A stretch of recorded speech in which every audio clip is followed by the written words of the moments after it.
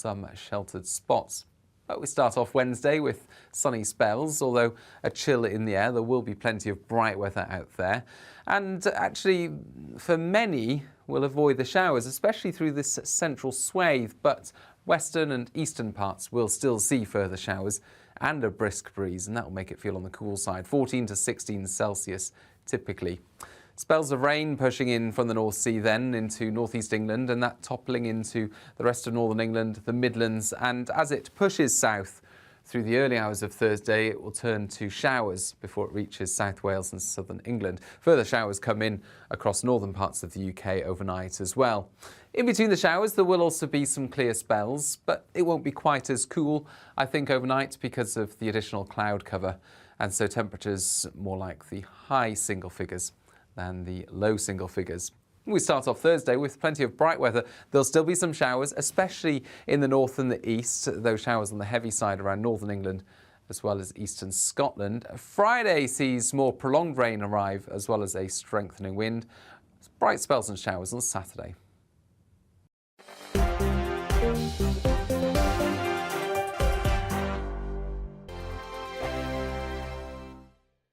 We are GB News. And we'd like to say thank you to each and every one of you for helping our great nation find its voice. We're absolutely everywhere. Across England, Scotland, Wales and Northern Ireland. On TV, on radio and online. We're proud to be the People's Channel, Britain's news channel.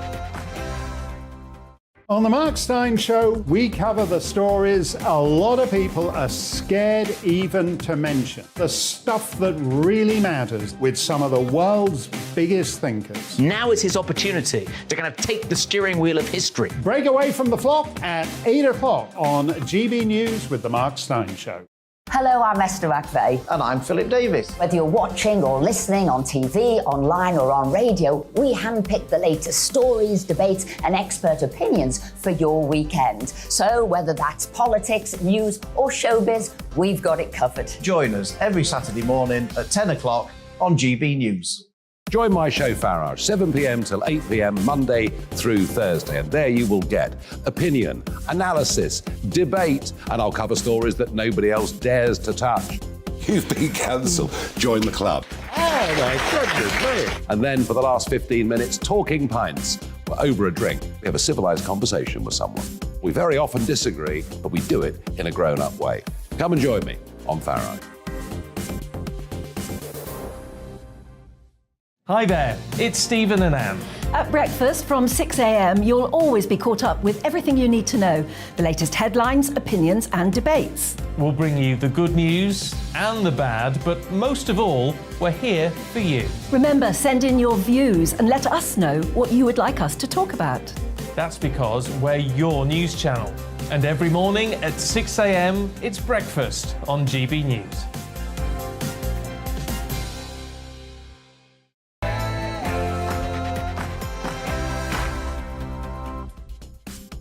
Good evening, friends. I hope you've had a good day. Coming up tonight on Farage with me, Laurence Fox, the new Met Police Commissioner, Sir Mark Rowley, pledges to crack down on crime in the capital and put an end to symbolic gestures in the police force. But will he follow through? We'll debate this with former police officer and legal specialist from the Police Action Centre. A trans rights charity causes a stir after allegedly offering breast binders to children as young as 14. Can this go on? We'll discuss. And finally, a story that made me rip up the running order when I arrived at GB News this evening. Rupa Huq suspended as a Labour MP after calling the Chancellor superficially black. First, the news with Polly Middlehurst. Hi, Polly.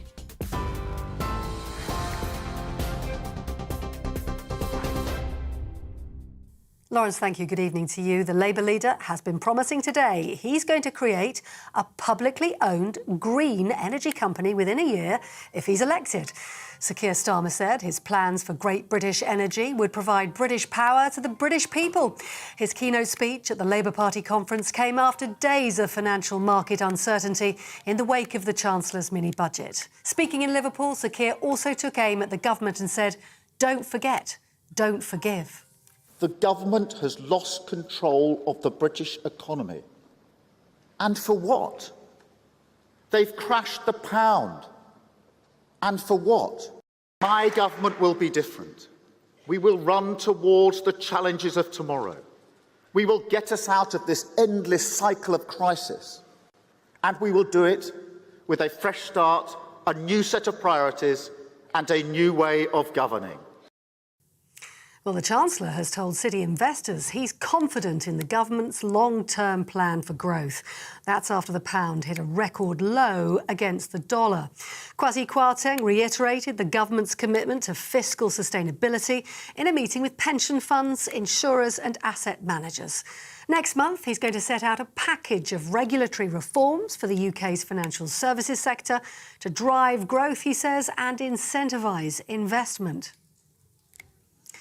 And as Laurence was mentioning, the Labour MP Rupa Huq has offered the Chancellor her sincere and heartfelt apologies for comments she made describing him as superficially black.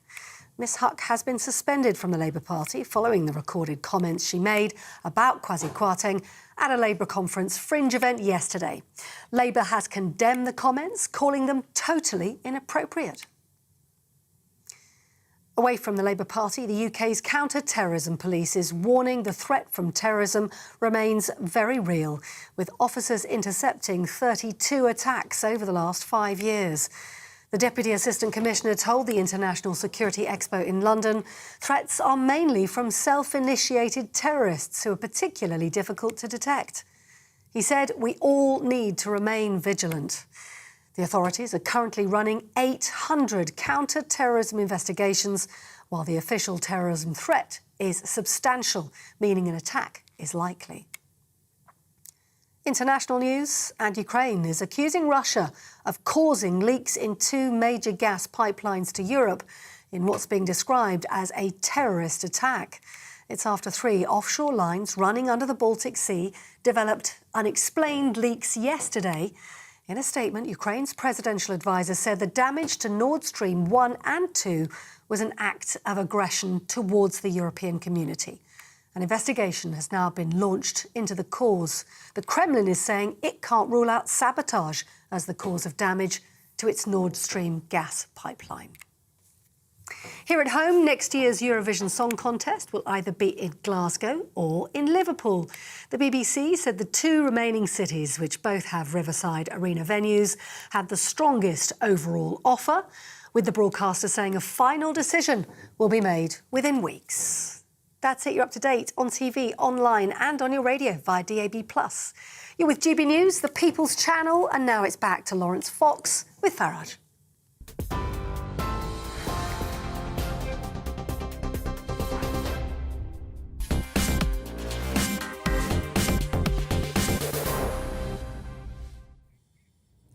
Good evening. This is the monologue I had prepared for tonight, but I will save it for another day. Thanks very much. Tonight, I want to make an appeal directly to you, the public. For the love of God and the entire nation, please, enough with all the racism. If you just arrived home and you've no idea what I'm talking about, take a look at this. No, I'm sorry if I was not making myself understood clearly. He's superficially, he's a black man, but again, he's got more in common. If you look at again, it's that Joe Cox thing, more in common. If you look at the character, he went to Eton, I think he went to very expensive prep school, all the way through the top schools in the country. If you hear him on the Today programme, you wouldn't know he's black.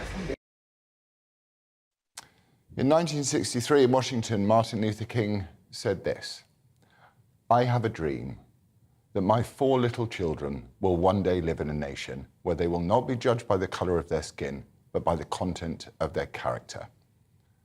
Following today's, in my view, racist comments, yes, racist comments, about our Chancellor of the Exchequer, Kwasi Kwarteng, by Labour MP Rupa Huq, some half-wit, all-BAME, all-female shortlist diversity hire member of Parliament, it's time for us to reclaim our beautiful language. We need it back.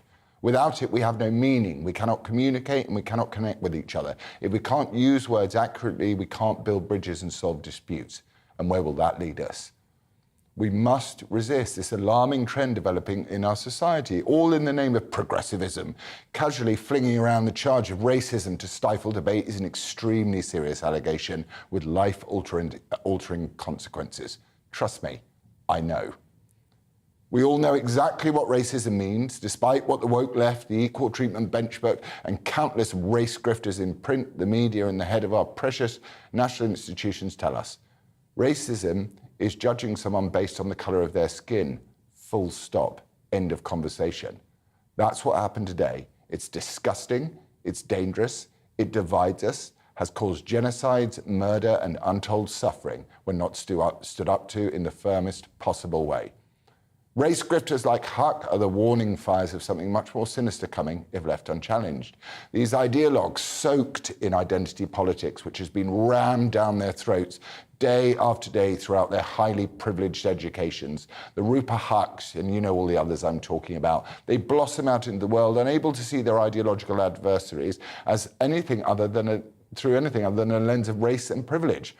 Brainwashed themselves, privileged, weak and simple minds like hers, churned out in their thousands from every university graduation, permeate through all of the higher echelons of society, and especially politics and the media, who fawn white guiltily over their toxic splutterings. Thank God I didn't go to university. These now acceptable views she and many others in what was once the noble Labour Party espoused have poisoned this nation we share together as equals. Each of our lives is sacred. All lives matter. If you have the time to judge others, perhaps judge them on the content of their character and not the colour of their skin, as Dr. King so wisely advised. We must stand together as a country, challenge all forms of racism, and yes, that includes racism aimed against white people. Get rid of all this race-based shortlists and hiring practices, promote colourblindness, reject utterly anti-racism, which is just racism with the word anti put in front of it. Shut down safe spaces for actual racists who do still walk among us. Few of them, thankfully. We must, all of us, take this country back for all of us, regardless of our immutable characteristics, which we have no say about.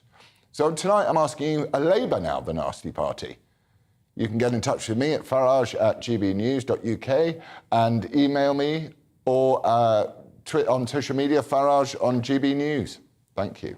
We'll unpack all the fallout from Rupert's comments in GB News' political editor, Darren McCaffrey. Darren brings us up to date with this story. Darren. Yeah, very good evening, Laurence. As you say, those comments were made here at the Labour Party conference in the last couple of days, recorded, it must be said, hence why we've got the audio of them. And as soon as they were leaked to the press, to be fair, the Labour Party acted pretty quickly, not just condemning what Rupert Huck had said, but actually suspending her from the party. Her whip, the Labour whip, has currently been removed. She's sitting as an independent MP and will do so while the Labour Party carry out an investigation. Now, it must be said, she, unsurprisingly, Rupert Huck, faced an awful lot of criticism from within inside the Labour Party and outside. Jake Berry, who's the chair of the Conservative Party, branded the comments racist and disgusting.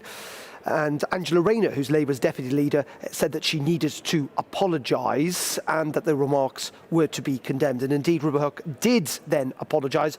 She said that she offered her sincerest apologies to Kwasi Kwarteng, the Chancellor, for those remarks. So at the moment, Rupert Huck is essentially out of the Labour Party, out of the parliamentary party, will no longer be sitting as a Labour MP while that investigation is carried out. And it has, you know what, somewhat, a little bit overshadowed what had been a good day for Labour in many regards, in that Keir Starmer's speech went down very well here in Liverpool with the delegates, and the sense that the public out there, the viewers and voters, were starting to listen to Labour again.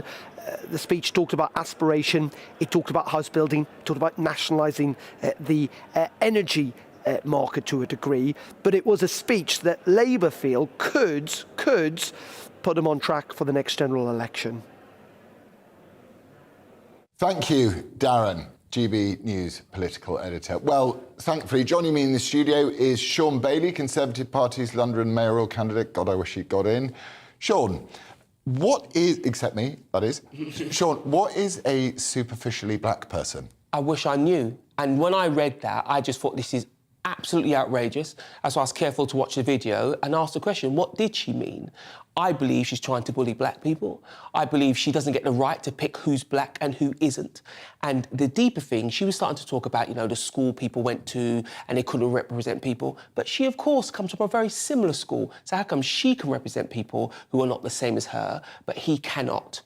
For me, it was one of the most outrageous and most racist things I've heard in some time. Do you think that everyone, no matter, because, we can't be in control of our skin colour, we can't be in control of our sexuality. We are a very progressive, genuinely progressive society. Obviously, there's much work to be done. But do you think people are getting tired of this? Tired of going to Kwasi Kwarteng, who's managed to get to, the top of his game, to suddenly go, well, it's because you're superficially black. What does that mean? You're politically something different? Are we getting tired? Look, we're definitely getting tired of this. That's why it's important to call it out. And if you look at people now, people are starting to say, why is there a double standard, a standard for the left and a standard for the right? I just want anybody at home now to imagine if a Tory MP had said this. What would happen now? The entire Labour Party would be calling for a head. That's what would happen now. It's a double standard. And she said it because in her circles, it's easy to say. It gets accepted. And the reason I'm sat in front of you now, because we are tired. I need to look my child in the face and say, it doesn't matter what colour you are, you can get where you want to get to. I need to point to Kwasi and say, look, he did it. He did it. He put his back to it, he got it done. If people say to you, you're not black because you don't think the way Rupert Huck things, you don't do the things that Rupert Huck has said, what does that do for your confidence? What does it do for a community? It destroys us. And the deeper thing about all of this identity politics now, it's not bringing people together. It's setting us at each other's throats. And that's why it's got to stop. I couldn't agree with you more. And to me, it's such a reflection. The reaction to it has been such a reflection of what Britain actually is striving to come out now and show what it is, that we're united. And we're united under, there was a great outpouring over the Queen's funeral and all this stuff. People of all different immutable characteristics, and we need to start promoting that. Do you think we have where do you think the rot starts? Is it starting in education, or is it where can we start fixing this from? We really do need to start fixing education because we're making our children a combination of, pre-baked, outraged, snowflakes. Pre-baked, outraged, I'm licking that. Yeah, that's what we're doing with our children in school. But the important thing is these tropes are being maintained by people like Rupert Huck. Now, why, though? Because for them... Is it because she's a upper middle class liberal? It's because, yes, part of it is guilt. Part of it is guilt. The other part of it is political expediency. If she can make a black person sit at home and think, oh, if I thought Kwasi had done well or I had conservative leanings, I'm no longer black, they can't vote that way. But I'd say to any black person looking now, right, she's trying to control you. It reminds me of a time a different Labour MP, right, called me a token ghetto black boy, I think she called me, yeah, disregarding all the work I'd put in to get to where I'd got to. And I remember being in a school and a kid said to me, were you upset about that? And I said, I wasn't upset about being called names. You get called names all the time. But what I was upset about, she never recognised the fact that I'm dyslexic and I worked my butt off to get past that. I stood in front of David Cameron and I said to him, here's why you should have me. Neither of us had to have an exchange about why, if I'm black or not.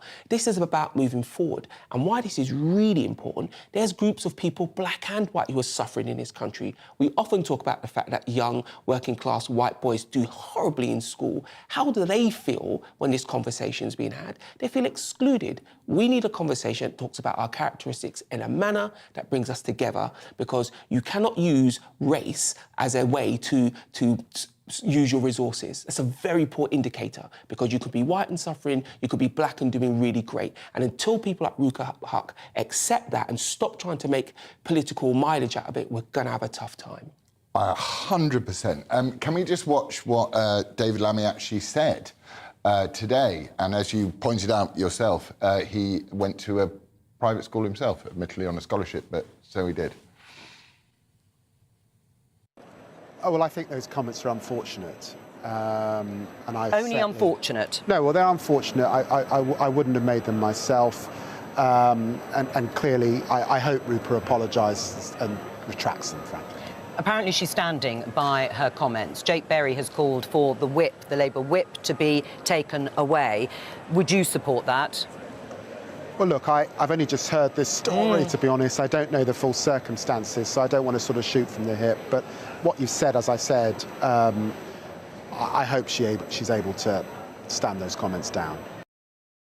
Well, she has now apologised. But, you know, I'm seeing this everywhere I on the left, and I want to know where it comes from. So I see Sadiq Khan straight after Chris Cabba's tragic shooting, and of which we don't know the full circumstances. We've been told now that the family are taking a step back, having seen the body cam footage. No one knows what that means. But Sadiq Khan, within seconds, was putting out a statement saying, I empathise with black people in London and their fear of the police. Why are the left doing this to people? Look, there is what I'm trying to say is, there is real racism in this world, but sort of blanketly sweeping society with racism.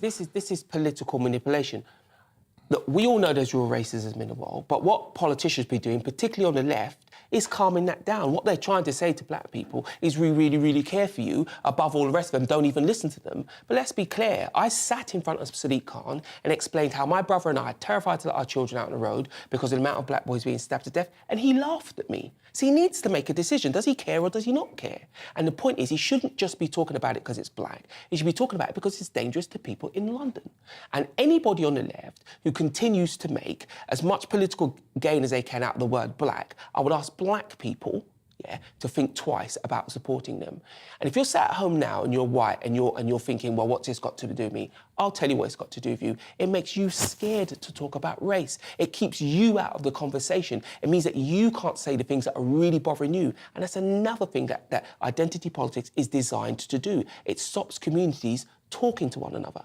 I grew up in a community full of racism. We had race riots, the whole 9 yards. But do you know how we got together? The Notting Hill Carnival, because it put us together. We were forced to talk to each other. And we have great relationships out. I'm from West London, Ladbroke Grove Way.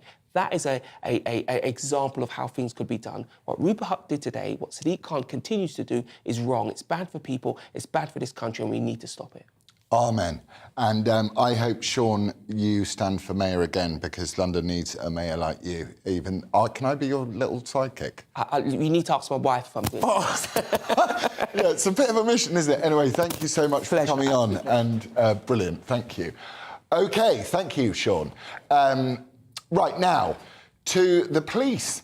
Those members of society there to protect us, to enforce the law and to keep our country safe. The Metropolitan Police, however, in recent years have raised many eyebrows for seeming to be directing more of their energy into diversity, equity and inclusion, knee-taking and dancing with people than dealing with the soaring rates of knife crime that are skyrocketing violence and making sure ordinary citizens are safe on our streets. The new Metropolitan Police Commissioner, Sir Mark Rowley, today pledged to get the force back to stamping down on crime rather than engaging in symbolic gestures. Here's what he had to say earlier today. We shouldn't show allegiance to any political cause, whether it has 99% public support or 1% public support. Listen, I'm focused on trust and crime. The things I need to do are about rebuilding neighbourhood policing so that you have a community policing team in your area that understands what worries the community and is fixing it with you. I need to get the basics right, such as turning up to burglaries. And I sadly, I'm going to have to spend some time rooting out that those officers who've let us down with they're corrupting our integrity. There's racists and misogynists, and we haven't been ruthless enough about them, and that needs to happen on my watch as well. But how confident can we be that the Met will, in fact, return to serving its original purpose of keeping us safe from crime without fear or favour? Well, with me to debate this is Sophie Khan, Director of Legal and Policy at the Police Action Centre, and Norman Brennan, former British Transport Police Officer and founder of Protect Our Protectors. Good evening, both of you. Thank you. Sophie, what can be done about London streets and the way that they're policed? I think we need to look more forward in relation to signalling and what the community really wants, which is a real conversation with the Met Police as to what issues they want to identify, rather than the issues that have been raised today by Rowley in relation to the points that he wants to raise. But the community wants a conversation with him. What are the issues that they need policing on, rather than what the police think they need policing on? But surely the whole point of the police is to protect us and stop us from being murdered and being victims of crime. Is that not the job of the police? Yes, it is, but how are we going to do that? So, police officers on the streets? Police officers on the streets, community policing, which is something that Rowley has said he wants to bring back, which is very good. But I think we need to go deeper and find out how to do this. Use the ears and eyes on the ground of the community to see how we're going to achieve a reduction in crime. So work with the community rather than always preaching to the community. Norman? It's basics. So Robert Peel, what he said when he actually founded the British Police Service, he said, I want to see officers on the beat, interact with the public, meet shopkeepers, meet victims, attend the calls when the public call you. When you attend, you take a statement, you reassure the community, you take the bad guys off of the streets, put them before the courts. That is the ethos and the basic of policing. Now, no disrespect to the public and victims, they don't really need to tell us at this stage, after 180 years of policing, we know what they want. They want exactly what I have just said. They actually want to be reassured. They want to see a visible presence of a police officer on the streets and on the roads and in their homes when they're victims of burglary, assault or any other crimes. We've heard the public. What the public haven't seen are police officers. We know what they want, and we can only give them what they want is when we're there interacting, reassuring them and regaining a lost confidence, which we appear to have done over the past decade or two. Well, exactly. I mean, I'm empathetic to and sympathetic to that position because I've fought a burglar in my own home who I caught on CCTV, and the police said there wasn't enough. CPS said there wasn't enough evidence to charge him, even though I had a big, nice 10x8 of his face. So let me just draw in. You had sort of, I sensed a mild scoff to what Norman was saying. Expand on this idea of the community and the police and the relationship between them, because it isn't what Norman's saying, which is like, do your job, mate, what's written on the tin, without fear, without favour, and get public trust. Surely that should be top of the list of what the police should do. What nuance are you trying to push into that I'm not getting? Because obviously, if the police knew how to police, we wouldn't have this issue at the moment. We wouldn't be talking about lack of trust and confidence in the police. So what we have is against a defensive nature. Rawley was not defensive this morning. He's understood that clearly. That does not work. We have to have a collaborative approach with the communities, all of the communities. But doesn't that break the relationship? I mean, I know it's of the people. Yeah. You know, the police are the people. Yeah. So it already is a collaborative approach. When the police end up in a situation, something bad has happened, usually. So what you then do is you hand over to the police to deal with that problem. Yeah. I mean, are you reassured, Norman? Are you reassured about this commitment to get rid of these so-called symbolic gestures of, you know, taking the knee and the two-tier policing that we've seen under this, certainly in London, under this dreadful Mayor Sadiq Khan, in my view? Or would you like to see more diversity and communication at the top of the police force? One of the biggest mistakes the British Police Service made, and when I say the British Police Service, a small number, was gesturing to Black Lives Matter on their knees. I was stunned, I was shocked, and so was the whole police service. Also, I don't want to see police officers, when on duty, painting their faces in multicolours. I don't want them disfiguring police cars in multicolours. And the public and the victims don't want to see that, and the majority of the police service don't want to see that. What they want to see is police officers wearing the same uniform, with the same oath, protecting and reassuring all of our communities. I just want to cover a little point there about why you don't see the police on the streets anymore. About 10, 11 years ago, this government under Theresa May reduced the police service by 22,000 frontline police officers, tens of thousands of backroom staff. So the few remaining officers had to do more with less and backfill some of the civilian staff. And as a result of that, police were taken off of the streets. The public didn't see the police. The victims weren't attended when they made their calls. And as a result of that, the police have been blamed. They go from one emergency call to the next, to the next, to the next. And they cannot investigate all of the crimes that if we had the extra 20,000 police officers, we could have done. That is why there has been a gulf. I can assure you this, that police officers cannot wait to answer a 999 call. They don't join the police to persecute young black men or to stop motorists that are speeding. That's a tiny part of the job. They join as a team to make society safer, to engage with the public. That is the ethos of why police officers join. If they can't do that, the police are not doing the job that they're paid to do. And senior management, including Mark Rowley, must listen to the public, listen to his front officers, ensure that his sergeants, inspectors and chief inspectors are actually doing their job of supervising. Too many of them, Laurence, are actually more interested in their own high-ranking career, that many of them are detached from what the public want, they're detached from what victims want, and they're detached as concerningly from their frontline officers because of their own obsession of promotion. Right, and they're the ones that need addressing. Sophie, you've got one demand to make of the new head of the Metropolitan Police, and you've got a minute to make it. What do you want to say? I would say talk to everybody, not just to the frontline police officers, not just to the senior leadership team. Talk to everybody who is affected by policing. Talk to everybody. You can't talk to everybody. Well, there are, certain groups that you need to speak to. Who, wait, sorry, what are certain groups? Well, certain groups, Afro-Caribbean communities, would need to be spoken to. Why would they need to be spoken to ahead of any other community? Because the issues that we have around policing really affect them first rather than others. What, in terms of knife crime? In relation to stop and search as well, in relation to how police is dealt with when there's a call for 999 or a missing person. But I need to understand what you're saying. Yeah. I don't understand. I've said, you got your minute with Mr. Rowley. What do you want? It's like talk. Talk is great, but we don't pay our tax for people to talk.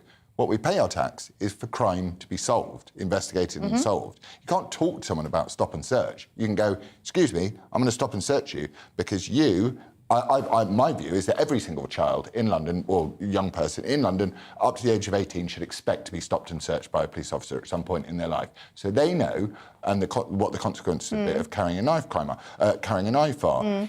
The talking is great, but what do we do? Norman has provided a solution. Get more police on the streets. Engage with the communities that way. They can talk when they're on the street, right? But if you're just saying, let's just all talk to everybody all the time, that's why we're in such a mess in the first place, I would posit. No, because the police never spoke to anybody. They based their policies and procedures around what they thought was policing. We moved forward from where we were 8 years ago, 80 years ago. We're not there anymore.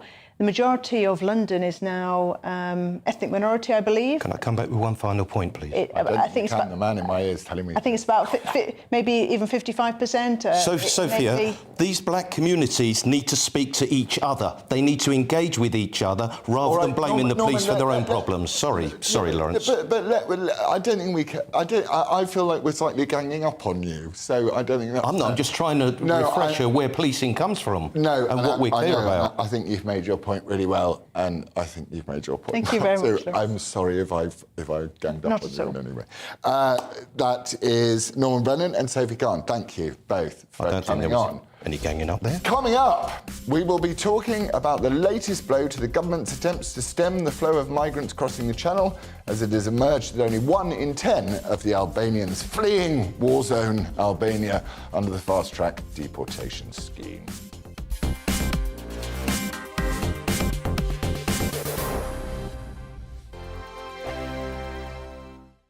We are GB News. And we'd like to say thank you To each and every one of you. for helping our great nation. Find its voice. We're absolutely everywhere. Across England, Scotland, Wales and Northern Ireland. On TV. on radio, and online. We're proud to be The People's Channel, Britain's news channel.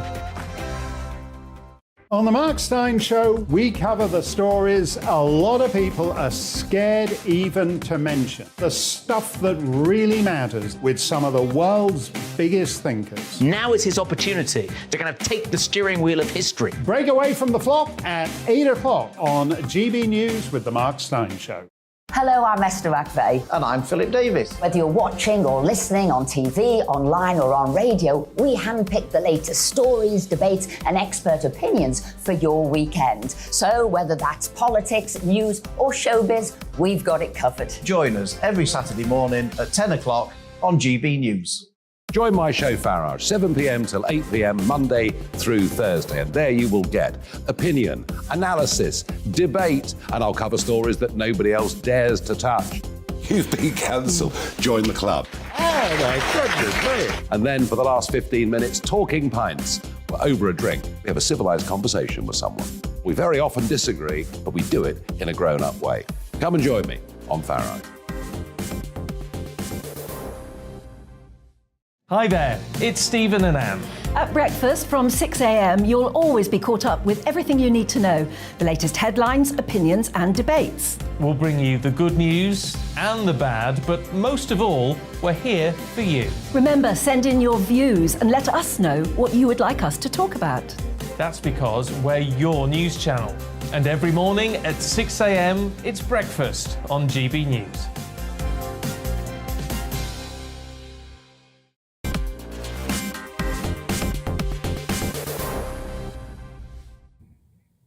Before the break, I asked you, are Labour now the nasty party? Well, you've been getting in touch in your droves. Michael says, always has been. Now they just don't hide it.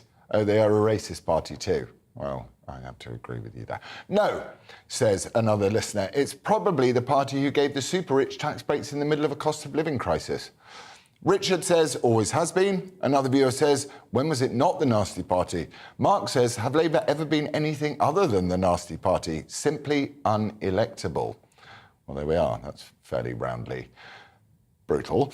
Now, mermaids are normally used as fictional characters in children's Disney films. Beautiful and mystical characters from the mermaids in Peter Pan to Ariel. However, the mermaids in question this evening are far from beautiful Disney princesses. These ones are allegedly binding the chests of children while also offering them puberty blockers without their parents' knowledge. The Charity Commission is assessing claims that the charity Mermaids, set up to support transgender children, has been offering chest binders to children as young as 14 without parental consent. Appalling. Mermaids have allegedly received more than £20,000 in our money from the government in recent years and have been offering the binder scheme, vile, since 2019, which allows constructive materials to make breasts look flatter. Mermaids say we have a robust security and moderation process. Yeah, really. To place on our forums, and they are a safe space for trans, non-binary and gender-diverse young people and their families. Some trans-masculine, non-binary and other gender-diverse, it's even hard to say this stuff sometimes, experience bodily dysmorphia as a result of their chest binding, and for some, it helps alleviate that distress. Puberty blockers are an internationally recognised safe reversible healthcare option, no they're not, which have been recommended by the medical authorities in the UK and internationally for decades. No they're not, that's not true. Sorry. Had to get that one out. Joining me now is Shelley Charlesworth from Transgender Trend. What on earth? I know, it is rather shocking to have the evidence there that Mermaids is giving that sort of advice to young children, 13 to 15-year-olds, on their helpline. I agree, yes. We know that breast binders for girls, not children, girls, are harmful. Lots of negative... we don't bind feet anymore, do we, like they did in... No, we don't. I mean, even Mermaids says that they can't be worn for great lengths of time because they compress the ribs, they prevent proper breathing, you can't exercise properly in them. And more than that, you have to take a step back and ask, why are girls wanting to wear these breast binders, and what are they being taught in the schools, in the wider society, that makes them feel so uncomfortable in their own bodies? Well, I think phones and Stonewall Young Champions could have a lot to answer for that. But I suppose the argument that comes back at us is you're not affirming transgender people. But I'm saying, no, of course we affirm transgender people. What we don't do is empower and affirm transgender children, or what children might perceive as being transgenderism, which in my view, sorry for being completely right about this, is body dysmorphia.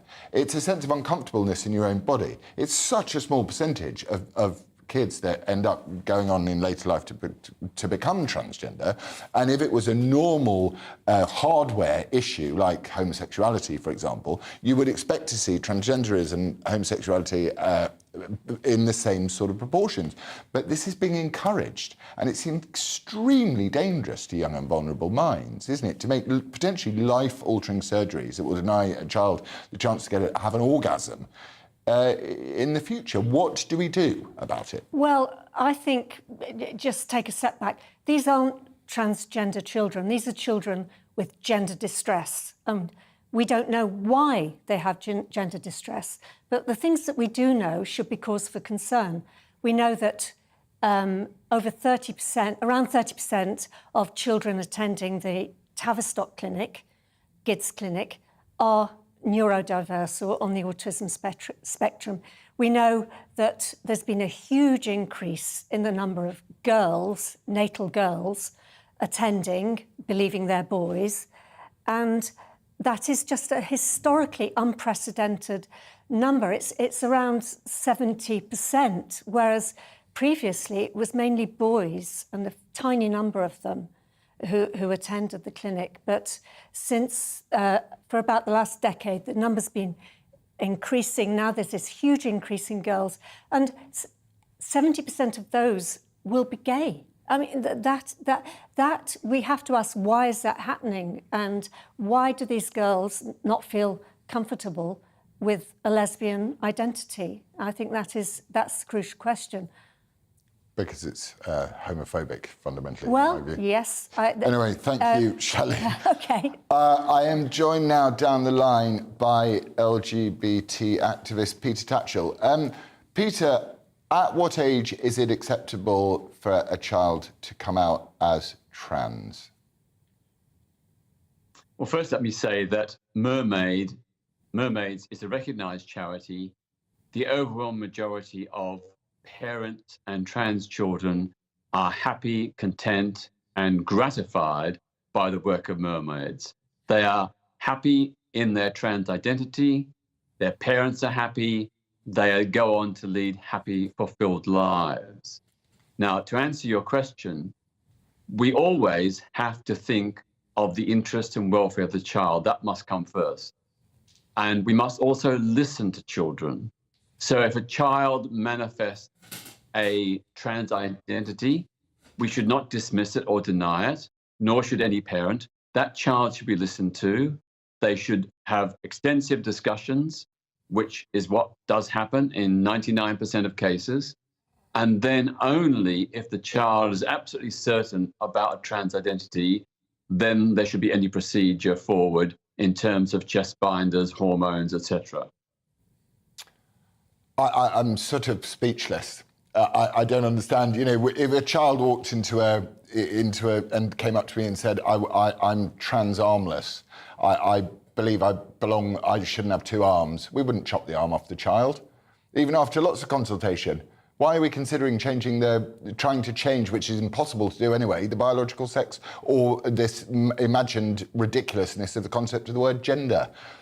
If we wouldn't chop off a child's hand, for example, if they said, "I feel unihandism," why wouldn't you go, "Well, we'll chop off your hand then"? We wouldn't do it in any other situation. Why are we doing it irrevocably to their sexual organs that will stop them developing properly and in many cases will stop them having an orgasm later in life and have any sexual gratification whatsoever? How on earth could anyone promote this in young people, ever?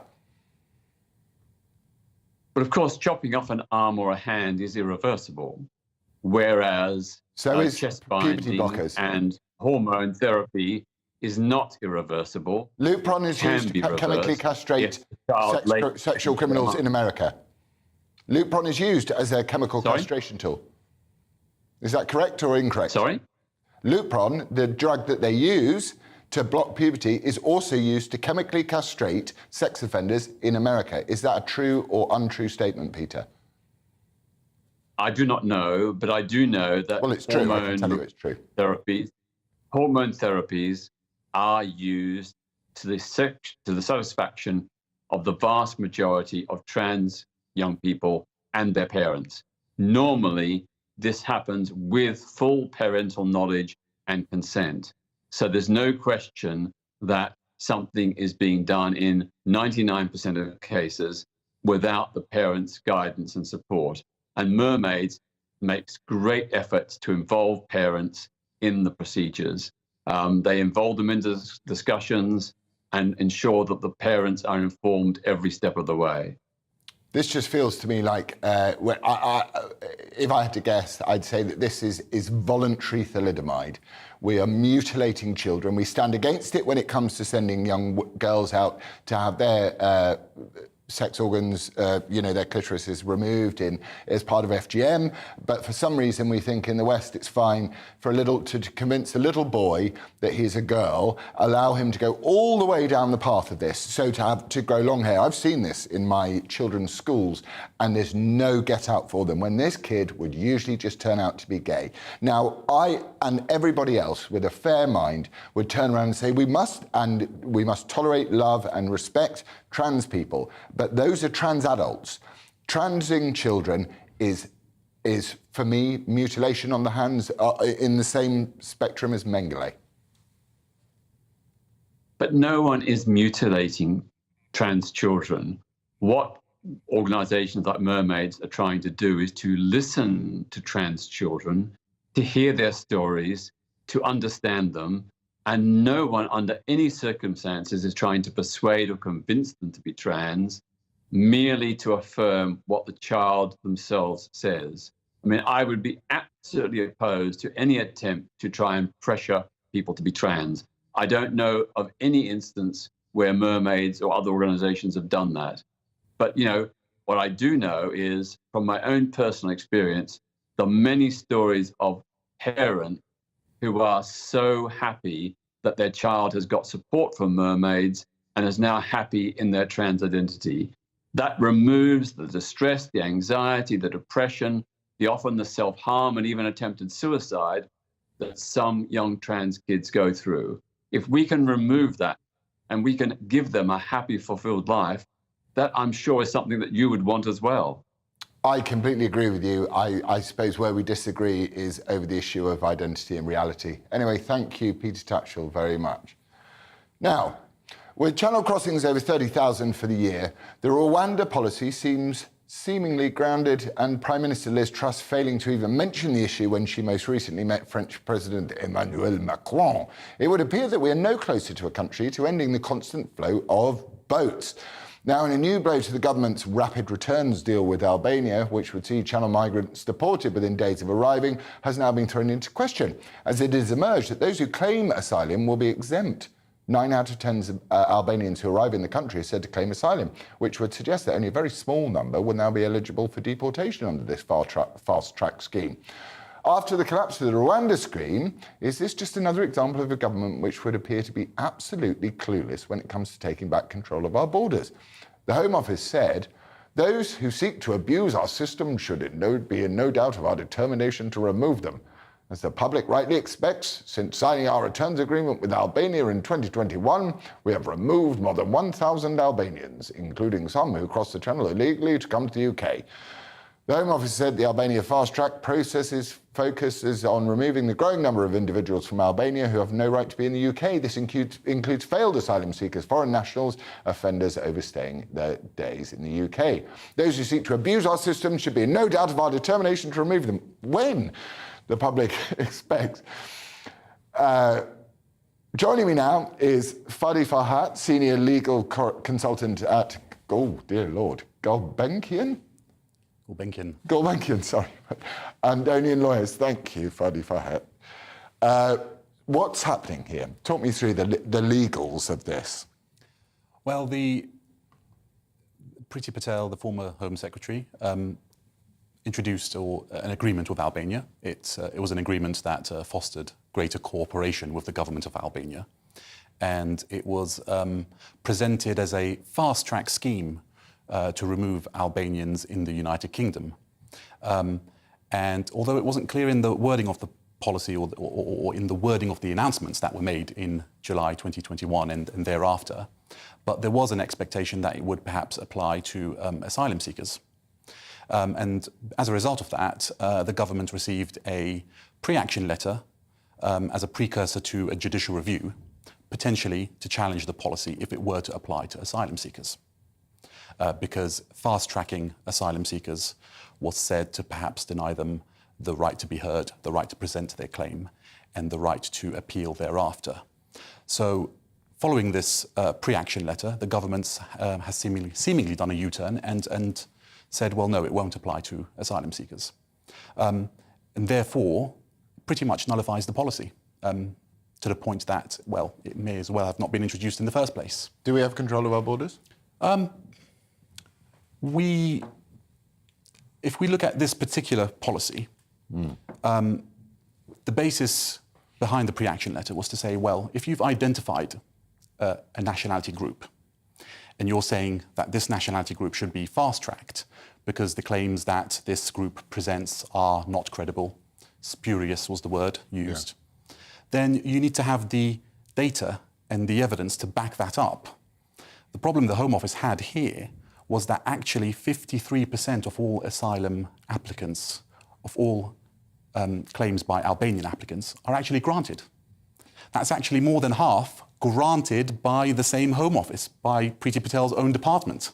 But they're now protected from the heavy shelling and mortaring of Tirana and the whole of the Albanian countryside.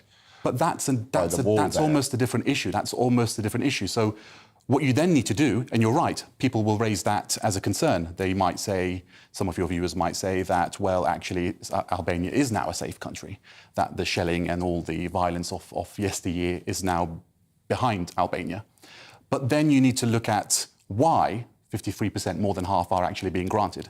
And there may be concerns in relation to that, and that the decision-making process and the merits of the decision-making may need to be reviewed.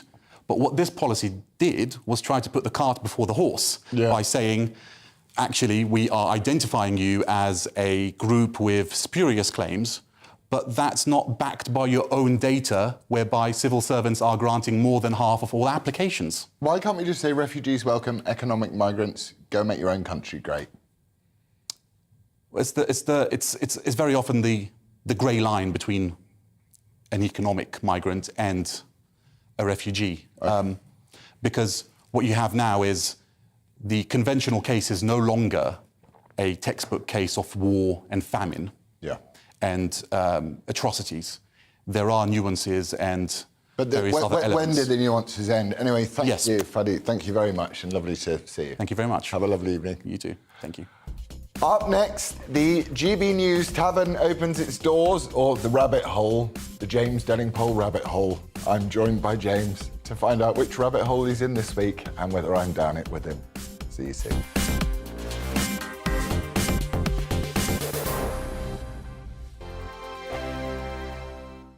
We are GB News. And we'd like to say thank you to each and every one of you for helping our great nation find its voice. We're absolutely everywhere. Across England, Scotland, Wales and Northern Ireland. On TV, on radio and online. We're proud to be The People's Channel, Britain's news channel.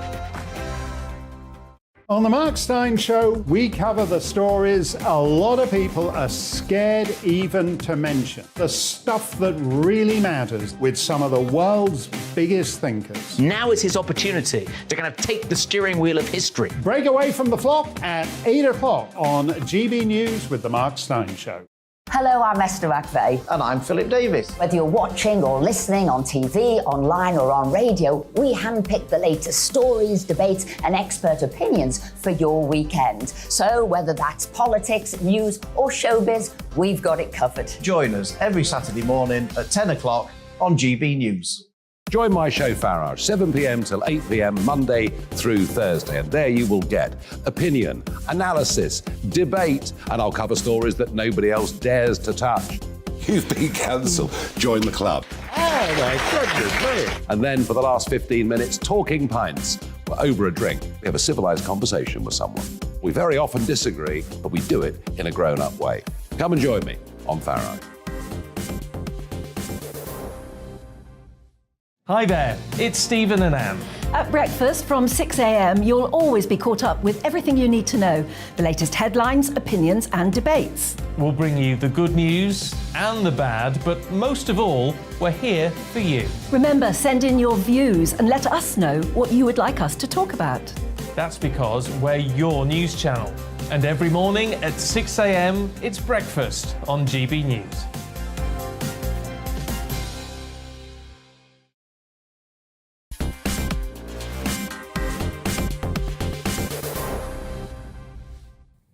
Right, best time of the day when I can have a drink without being judged by my children. Anyway, I'm joined by James Delingpole. Which rabbit hole are you down, James? Well, the rabbit hole depends on my last podcast, and the last one I did was with an exorcist. So I guess I'm down the demons. Name the demonic. Leviathan, Moloch, Baal, Ofcom. I can't remember the others. OK, are you right or are you wrong about what you think? Oh, I think I'm totally right about everything. I always think all roads lead to Delingpole. Right, vaccines, good or bad? Vaccines are evil. They're monstrous. I used to believe that it was just about this particular shot, this experimental mRNA-altering substance. But I realised you go back on the history of vaccines, they haven't got a leg to stand on. Even the story about how the dairymaids were cured, didn't get smallpox because of the cowpox, you know.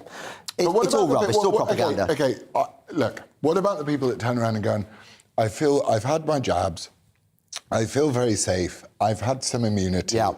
My immunity lasts even for 3 months. I've met these people. And what do you think? Well, probably some of them had the saline.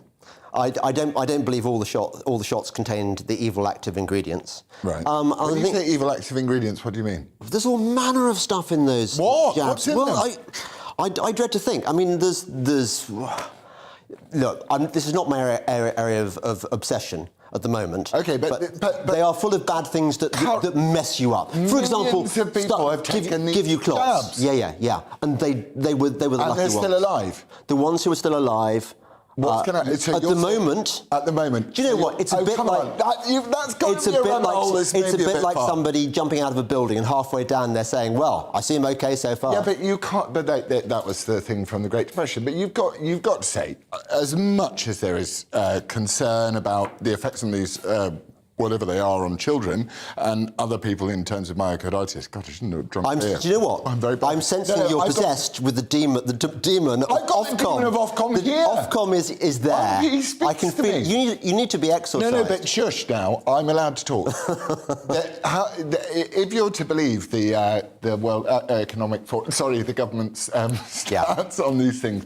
You're to be told that, you know, all the people in the country took the vaccine, and we do have to be honest, it's not millions that have suffered side effects. So lots of people have had this jab, and they've felt better. They've managed to open up the economy. Is it as bad as all of that? Or are we just going, in our little Christian way, anyone who's suffered the consequence of a side effect of this vaccine, we fight for their rights? Apart from the people who've suffered serious horrible effects, like my friend Alex Mitchell, who had to have his leg chopped off because he got the blood clots. Apart from people like that, the obvious vax-injured people, there are then people who've had nasty side effects which they've probably blamed on nonsense like long COVID, which they've been trained. Don't forget, you've got a propaganda system. Dave Sampson believes in long COVID. Vic Dave Sampson is a I used to love him as a hero as well. They're telling me to get us off the... They're saying, get him off. I've lost so many heroes. Right, next rabbit hole. Go. In. What's the rabbit hole? Oh, well, I think I like the demons one because actually everything... Your dad is partly to blame for this. I met your dad on one of the Freedom Marches. And he was holding the Bible. He was holding the Bible. And I'd seen that video by the Australian X Factor winner about kind of the evil in the movie industry and the entertainment industry. And I said, well, you know, did you ever experience this? And he said, it's not just the entertainment industry. it's the world. And he explained to me that in Christian terms, the world is the realm of Satan, by God's permission. And I believe that. I think you only have to look at what's going on in the world now, the coming famines, the coming energy crisis, the coming financial collapse. The people who run the world are basically acting in the interests of the devil, who is their boss. How does this? So how does the fact that you have, as I always say to you when we talk on the phone, all roads lead to Delingpole. Yeah. Because you've now stood up and you've gone, right, this is what I think would... So for me, above and beyond the fact that I sort of think, you're probably right. You're probably right, yeah. I go, what is it like to throw yourself completely into this world where, I mean, I came to your thing and you're at the Emmanuel Centre, you're adored. You're adored by people. By a certain niche. Yeah, the people who are awake like me because I tell it like it is. People who are not awake think I'm a nutcase up until the point when they suddenly realise, hang on a second, this guy's right. But up until that point, they think I'm a nutcase. That's the deal. Right, okay, thank you for... I love you, by the way, with all of my heart. Thank you, I love you. James, where do we find you? Where can people find you? Oh, the Delingpod is my main place now. It's my podcast. I love Delingpod. It's brilliant. I'm very excited. James, you are a legend. Sorry, it's been so short. I could talk to you for an hour and 3/4. Oops. Oh, don't fall over. Right, I'm done for the day. Coming up next is Mark Stein. Mark, how you doing? I should just go to the pub and leave you and Delingpole to handle the next hour all by yourself. I'm going to listen to that all night. We're going to try and keep it going. We won't have Delingpole with us to take it to those slightly surreal levels, but we'll do our best, and it's all coming up after the weather. Hello, I'm Aidan McGivern with the latest weather from the Met Office. Rain or showers continuing in many places this evening. Clear spells, though, in between the showers. And as a result, a chilly night to come for some. Our wind direction at the moment is northwesterly, those winds coming around an area of low pressure sitting in the North Sea. And around that low, we've also got a number of weather fronts. One feature crossing north to south across the country, bringing showers, and another skirting parts of Cornwall and West Devon to bring some more prolonged rain. That rain eventually petering out through the early hours, although still some showers following, and showers will continue in many western and eastern fringes overnight with clear spells in between. And under those clear skies, temperatures dipping away. We're looking at the mid to low single figures in some sheltered spots. But we start off Wednesday with sunny spells, although a chill in the air. There will be plenty of bright weather out there. And actually, for many, we'll avoid the showers, especially through this central swathe. But western and eastern parts will still see further showers and a brisk breeze, and that will make it feel on the cool side, 14 to 16 Celsius typically. Spells of rain pushing in from the North Sea then into northeast England, and that toppling into the rest of northern England, the Midlands, and as it pushes south through the early hours of Thursday, it will turn to showers before it reaches South Wales and southern England. Further showers come in across northern parts of the UK overnight as well. In between the showers, there will also be some clear spells, but it won't be quite as cool, I think, overnight because of the additional cloud cover, and so temperatures more like the high single figures than the low single figures. We start off Thursday with plenty of bright weather. There'll still be some showers, especially in the north and the east, those showers on the heavy side around northern England as well as eastern Scotland. Friday sees more prolonged rain arrive as well as a strengthening wind. Bright spells and showers on Saturday.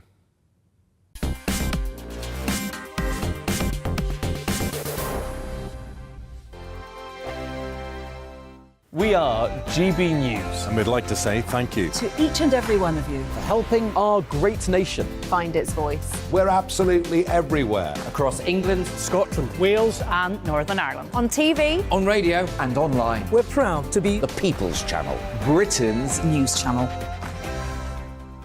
On the Mark Stein Show, we cover the stories a lot of people are scared even to mention. The stuff that really matters with some of the world's biggest thinkers. Now is his opportunity to kind of take the steering wheel of history. Break away from the flop at 8 o'clock on GB News with the Mark Stein Show. Hello, I'm Esther McVeigh. And I'm Philip Davis. Whether you're watching or listening on TV, online or on radio, we handpick the latest stories, debates and expert opinions for your weekend. So whether that's politics,